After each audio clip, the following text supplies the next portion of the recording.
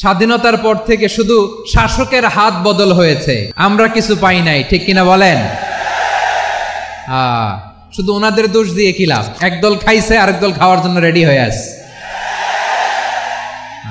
আমরা এরকম চাই না। আমরা চাই স্বাধীন সার্বভৌম বাংলাদেশ, আমরা চাই দুর্নীতিমুক্ত বাংলাদেশ। লুটপাট করতে করতে এদেশের জনগণকে ফুটপাতে বসায় দিচ্ছে। সিদ্ধান্ত আপনার, কোন মানুষ হবেন, ভালো মানুষ না খারাপ মানুষ? এখন আবার ক্ষমতায় যারা আসেনি তাদের কর্মীরা চাঁদা উঠানো শুরু করেছে। যে গত 16 বছর রাজনৈতিক দলীয়করণ যেভাবে গ্রাম পর্যায় পর্যন্ত পৌঁছে গেছিল, আজ 16 বছর পর ফ্যাসিজম থেকে মুক্ত হয়ে এই সমস্ত সেকুলার, অন্যায়পরায়ণ, আত্মমর্যাদাহীন, আত্মসম্মানহীন মুসলমানেরা, দুর্বল গোলাম মুসলমানেরা, তাদের ওই সমাজ, ওই গ্রামগুলোতেই আরেকটা লেজুর ভিত্তিক দলকে চাঁদাবাজি করার, ক্ষমতার প্রদর্শনী করার, অন্যায় করার সুযোগ দিচ্ছে চোখের সামনে। সুযোগ ছিল বাধা দেওয়ার, দেখে যাচ্ছে, অথচ এখন বাধা দিলে বাধা দিতে পারবে। এখন চাইলে সোশ্যাল জাস্টিস, ন্যায় বিচার, মসজিদের ইমাম, মসজিদ কর্তৃপক্ষ, মসজিদের কমিটি, মাদ্রাসা প্রতিষ্ঠা করতে পারবে তার এলাকার মধ্যে, পারবে। আমি একটা বাজার চিনি আমাদের এলাকায়, ওই বাজারে গত 16 বছর বাজারে যারা সবজি বিক্রি করত, যারা দোকান দিত, তাদের থেকে চাঁদা উঠিয়েছে সাবেক ক্ষমতাসীন দল। আর 1, 1.5 কি 2 মাস চাঁদা উঠানো বন্ধ ছিল। এখন আবার ক্ষমতায় যারা আসেনি তাদের কর্মীরা চাঁদা উঠানো শুরু করেছে। অথচ ওই মসজিদ কর্তৃপক্ষ চাইলে, এখনো যদি চায়, বলে যে এই মসজিদের সাথে সম্পৃক্ত এই বাজারে যদি কিছু টাকা উঠাতেই হয় তো মসজিদ কমিটি উঠাবে, উঠিয়ে জনগণের কল্যাণে ব্যয় করবে। এতটুকু সাহসিকতা আপনাকে দেখাতে হবে।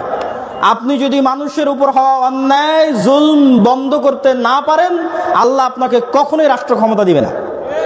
আপনি একটা লেভেল পর্যন্ত ন্যায় বিচারক হন, ন্যায় বিচারক হওয়ার চেষ্টা করেন, কেননা রাষ্ট্রে ইসলাম মানে ন্যায় বিচার। ন্যায় বিচারক হওয়ার চেষ্টা করেন, আল্লাহর দয়ায় আল্লাহ সুবহানাহু ওয়া তাআলা আপনাকে রাষ্ট্র ক্ষমতায় পৌঁছে দেবে ইনশাআল্লাহ। সম্মানিত উপস্থিতি, এই জন্য যুবকদের প্রতি, উপস্থিত মুসল্লিদের প্রতি উদাত্ত আহ্বান জানাবো, আপনি যদি পূর্ণাঙ্গ মুমিন হতে চান, আধুনিক যুগের তাগুতগুলোর কাফের হতে হবে। আধুনিক যুগের তাগুতের কাফের না হয়ে আপনি ইব্রাহিমের অনুসারী হতে পারবেন না। গণতন্ত্র, সমাজতন্ত্র, ধর্মনিরপেক্ষ মতবাদ, জাতীয়তাবাদ, এই ধরনের মতবাদের প্রকাশ্যে নিজেকে কাফের ঘোষণা করতে হবে যে আমি এই সমস্ত মতবাদের কাফের। এবার আপনার ঈমান পূর্ণাঙ্গ হলো, এবার আল্লাহর সহযোগিতা আপনার সাথে আসলো। শুরু থেকে শুরু করেন। নবীরা সবসময় শুরু থেকে শুরু করতেন। মুসা আলাইহিস সালাতু ওয়াস সালামের যে মুজিজার লাঠি ছিল, সেটি দিয়ে চাইলে ফেরাউনকে হত্যা করে দিয়ে ডাইরেক্ট ক্ষমতা নিতে পারতেন। এত দুঃখ, কষ্ট, অত্যাচার, জুলুম সহ্য করার দরকার ছিল না। কিন্তু আল্লাহ কোনো কিছুই হুমজিক্যালি ডাইরেক্ট করেন না। 7 বছর ইউসুফ আলাইহিস সালামকে জেলে রাখার কি দরকার? ফেরেশতা জেলের দেওয়াল ভেঙে দিলেই হয়, ফেরেশতা জেল থেকে বের করে নিলেই হয়, কুয়া থেকে ফেরেশতা উঠিয়ে নিলেই হয়। আল্লাহ এভাবে কাজ করেন না। আল্লাহ মানুষকে পরীক্ষার মধ্যে দিয়েই, অত্যাচার, জুলমের মধ্যে দিয়ে আল্লাহ মানুষকে প্রতিষ্ঠিত করেন। অতএব আমাদেরকেও নবীদের মতো শুরু থেকেই শুরু করতে হবে। এবং শুরু থেকে শুরু করলেই আপনি যদি শুধু আত্মমর্যাদা সম্পন্ন, সত্যবাদী, ন্যায়পরায়ণ প্রজন্ম উপহার দিতে পারেন, যে প্রজন্ম আপোষ করবে না, সেকুলার হবে না, নিজের দিনের উপর কট্টর হবে, যেটা আগের বক্তব্যে আমি বলেছি, তাহলে ওই প্রজন্মের হাত দিয়ে ইসলামের বিজয় হবে ইনশাআল্লাহ।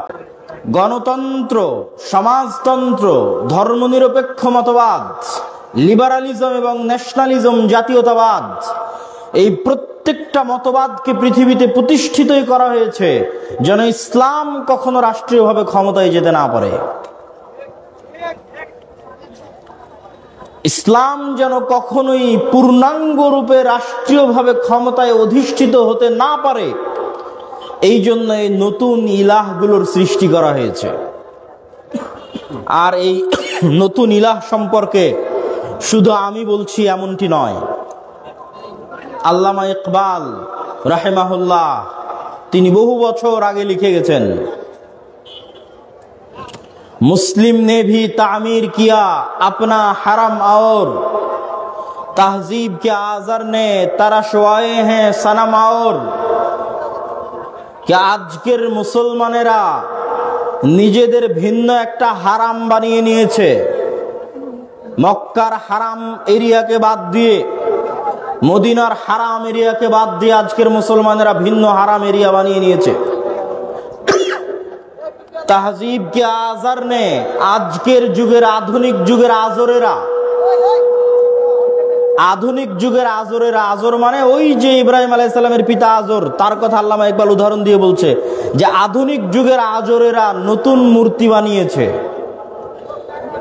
ইব্রাহিম আলাইহিস সালামের পিতা আজর এক ধরনের মূর্তি বানাতেন, আজকের আধুনিক যুগের যারা দাবিদার তারা নতুন একটা মূর্তি বানিয়েছে। ইন তাজা খুদাও মে বড়া সবসে ওয়াতন হ্যায়, এই যতগুলো মূর্তি আধুনিক যুগে তৈরি হয়েছে ইবাদতের জন্য, তার মধ্যে সবচেয়ে বড় মূর্তির নাম হচ্ছে ন্যাশনালিজম বা জাতীয়তাবাদ। আল্লামা ইকবাল বলছেন আজকের যুগে ইবাদতের জন্য যতগুলো মূর্তি তৈরি হয়েছে তার মধ্যে যেমন গণতন্ত্র আছে, আজকের যুগে ইবাদতের জন্য যতগুলো মূর্তি তৈরি হয়েছে তার মধ্যে সেকুলারিজম আছে, আজকের যুগে ইবাদতের জন্য যতগুলো মূর্তি তৈরি হয়েছে তার মধ্যে ন্যাশনালিজম জাতীয়তাবাদ আছে, যার কথা আল্লামা ইকবাল বলছেন जो पैरहन इसका है वो मजहब का कफन है। আজকের যুগে যে আধুনিক এই সমস্ত মতবাদ তৈরি হয়েছে, এই মতবাদগুলো ইসলামের কাফন তথা ইসলামকে হত্যা করার জন্য তৈরি করা হয়েছে। এবং তিনি বলতে বলতে মুসলিম উম্মাহকে লক্ষ্য করে বলছেন, বাজু তেরা তাওহীদ কি কুওয়াত সে কবি হ্যায়, ইসলাম তেরা দেশ হ্যায় তু মুস্তাফা ভি হ্যায়। হে মুসলমানেরা, তোমাদের বাজু তাওহীদের শক্তিতে বলিয়ান, ইসলাম তোমাদের দেশ, আর তোমাদের ন্যাশনালিটি জাতীয়তা হচ্ছে যে আমরা মোহাম্মদী মুস্তাফাবি। তোমাদের জাতীয়তা বাংলাদেশি, পাকিস্তানি, সৌদি হিসেবে বিভক্ত নয়, আর তোমাদের দেশের মানচিত্র বাংলাদেশ, পাকিস্তান, সৌদি, কুয়েত, কাতার, বাহরাইন হিসেবে বিভক্ত নয়। তোমাদের দেশের নাম ইসলাম আর তোমাদের জাতীয়তার নাম হচ্ছে মোহাম্মদী। সম্মানিত উপস্থিতি, আলোচনা করছিলাম আজকের যুগে যে সমস্ত আল্লাহ সুবহানাহু তাআলা ব্যতীত রাষ্ট্রীয়ভাবে ইবাদতের জন্য যে সমস্ত মূর্তি তৈরি করা হয়েছে, তার মধ্যে অন্যতম আরেকটি বৃহত্তম মূর্তি হচ্ছে সেকুলারিজম, ধর্মনিরপেক্ষ মতবাদ। গত 16 বছর আপনারা শুনেছেন ধর্ম যার যার, উৎসব সবার, শোনেননি? শুনেছেন। এটি হচ্ছে সেকুলারিজমের স্লোগান, ধর্ম যার যার, উৎসব সবার, এটি সেকুলারিজমের স্লোগান। আর এই ভারত উপমহাদেশে সেকুলারিজমকে জনপ্রিয়তা দিয়েছিল বাদশাহ আকবর। আর এই সেকুলারিজম আমাদের কি ক্ষতি করেছে? সেকুলারিজম আমাদেরকে পরকালমুখী না করে ম্যাটেরিয়ালিস্টিক, দুনিয়ামুখী, বস্তুবাদী করেছে। সেকুলারিজম আমাদেরকে মানুষ হতে না শিখিয়ে ক্যাশ মেশিন, টাকা তৈরির মেশিন বানিয়েছে। আপনি যখন ইসলামের কাছে যাবেন তখন ইসলাম বলবে সবচেয়ে দামি গুরুত্বপূর্ণ জিনিস হচ্ছে তোমার পবিত্রতা, তোমার আত্মমর্যাদা, তোমার আত্মসম্মান, তোমার রিজিকের হালাল, তোমার লজ্জা স্থানের হেফাজত, এগুলো হচ্ছে সবচেয়ে গুরুত্বপূর্ণ, তুমি যেন বিক্রি না হয়ে যাও। আর সেকুলারিজমের কাছে যখন আসবেন, সেকুলারিজম বলবে সবচেয়ে দামি হচ্ছে টাকা, টাকার জন্য সবকিছু বিসর্জন দিয়ে দাও, ক্যাশ মেশিন হয়ে যাও, বস্তুবাদী, দুনিয়ামুখী হয়ে যাও। ফলত মানুষ আর মনুষ্যত্বের মধ্যে থাকে না, মানুষ তখন পশুত্বের কাতারে নেমে যায়। সেকুলারিজম এর বিরুদ্ধে যখন আমরা বলি, তখন মানুষ বলে যে এই সেকুলারিজম বললে আপনাদেরকে কট্টরপন্থী বলবে, আপনাদেরকে এই বলবে সেই বলবে, যদি সেকুলারিজমের বিরুদ্ধে বলেন। আমি বলি, আপনি আপনার আশেপাশের পৃথিবীর দিকে তাকিয়ে দেখেন, আপনার আশেপাশের দুনিয়ার দিকে তাকিয়ে দেখেন, আপনি পার্শ্ববর্তী দেশ ভারতের দিকে তাকিয়ে দেখেন, আপনি এখান থেকে 1000 কিলোমিটার দূরে অবস্থিত দেশ ইসরায়েলের দিকে তাকিয়ে দেখেন। যেই ভারত প্রতিষ্ঠিত হয়েছিল সেকুলারিজমের উপর, মাওলানা আবুল কালাম আজাদ, জওহরলাল নেহরু, গান্ধী ভারতকে তৈরি করেছিলেন সেকুলারিজমের উপর। সেই ভারত আজকে কট্টর ডানপন্থী হিন্দুত্ববাদী আদর্শে বিশ্বাসী। তার মানে ভারত সেকুলারিজমের 2 পয়সা দাম দেয় না। ভারত তার ভ্রান্তির উপরে, তথা আমাদের দৃষ্টিতে এই দিন ভ্রান্ত হওয়ার কোনো লজিকের দরকার নাই, কিন্তু সেই ভ্রান্ত দিনের উপর তারা কট্টর। হাজার হাজার মুসলমানকে গুজরাটে হত্যা করেও 10 বছর যাবৎ প্রধানমন্ত্রী থাকাতে পৃথিবীর কাউকে পরোয়া করে না। আপনি ইসরায়েলের দিকে দেখেন, ইসরায়েল সেকুলার নয়, ইসরায়েল কট্টর জায়নিস্ট ইহুদিবাদী দেশ। সিরিয়া বিজয়ের পর 500-র অধিক সিরিয়ার জায়গায় বিমান হামলা চালাতে ইসরায়েল পৃথিবীর কোনো দেশের অনুমতি নেয়নি, পরোয়া করে না। সে সেকুলারিজমে বিশ্বাস করে না, সে তার ভ্রান্তির উপরেও তার দিনের উপর কট্টর। আমি যখন আজকের জেনজি যারা ফেসবুক, ইউটিউব, টিকটকে ভারতকে নিয়ে হাসাহাসি করে, তখন আমি তাদেরকে নিয়ে হাসাহাসি করি। কেন? তারা ভারতকে নিয়ে হাসাহাসি করে ভারতের স্বাস্থ্য ব্যবস্থা বা ভারতের যে পাবলিক টয়লেট, শৌচাগারের ব্যবস্থা আর অনেক কিছু, এগুলো নিয়ে হাসাহাসি করে। আর আমি হাসাহাসি করি ভারতের দম আছে, তাই ভারত তার ভ্রান্তির উপরেও হিন্দুত্ববাদীর উপর টিকে আছে। তুমি মুসলমান কাপুরুষ, তাই তোমার দেশে ইসলাম বাস্তবায়ন করতে পারোনি। তুমি যদি বলো যে আমি ভারতের চেয়ে শক্তিশালী, ভারতের মতো সাহসী, হাসাহাসি ঠাট্টা করতে চাও, তাহলে ভারতের মতো দম দেখাও। বাংলার মাটিতে রাষ্ট্রীয়ভাবে ইসলাম প্রতিষ্ঠা করে দম দেখাও। মিনমিন করে, মিউ মিউ করে সেকুলারিজমের বুলি আওড়াও, আর তোমার চারিপাশে কট্টর হিন্দুত্ববাদীদের ঘিরে আছে। এই সেকুলারিজমের বুলি আউড়িয়ে তোমার স্বাধীনতা রক্ষা হবে না। আমি আব্দুল্লাহ বিন আব্দুর রাজ্জাক বলে গেলাম। তুমি যদি স্বাধীন হতে চাও, তারা যদি ভ্রান্তির উপর কট্টর হতে পারে, তোমাকে তোমার হকের উপর কট্টর হতে হবে। এটি শুধু রাষ্ট্রীয়ভাবে নয়, ব্যক্তিগত জীবনেও। ব্যক্তিগত জীবনেও মুসলমানেরা দাড়ি রাখতে দ্বিধায় ভুগে। ব্যক্তিগত জীবনে মুসলমান যদি আর একজনকে দাড়ি টুপি মাথায় দিয়ে দেখে, তাহলে তাকে আনস্মার্ট মনে করে। ব্যক্তিগত জীবনেও মুসলমান যার গলায় প্যান্ট, শার্ট, টাই দেখবে, তাকে স্মার্ট মনে করবে।